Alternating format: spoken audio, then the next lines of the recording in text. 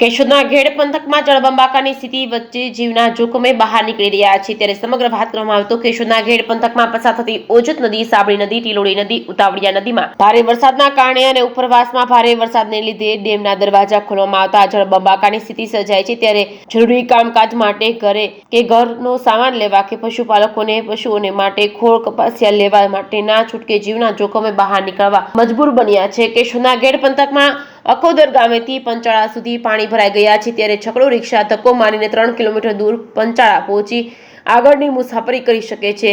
આવી કફોડી સ્થિતિમાં જોખમ પડતા ખેડૂતો અને પશુપાલકો માટે પૂરના પાણી ઉતરે નહીં ત્યાં સુધી જવાબદાર તંત્ર દ્વારા વૈકલ્પિક વ્યવસ્થા કરી આપવામાં આવે તો જીવના જોખમે બહાર નીકળતા ગામવાસીઓને સલામતી મળી શકે અને પરિવારજનો નિરાંતનો શ્વાસ લઈ શકે।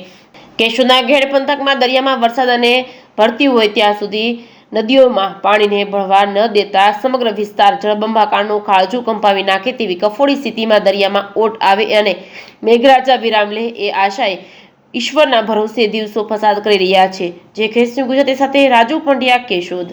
પેક છે હા, કોઈ દર્દી લઈને જવું હોય તો બહુ મુસીબત છે। તમે હાલ્યા હોય વિનંતી છે કે ભાઈ આ રસ્તાનું તમે કંઈક કરો। આ રસ્તો છે ને અખોદરથી પંચાળાને જોડતો રસ્તો હાવ ફેલ થઈ ગયો। Okay okay.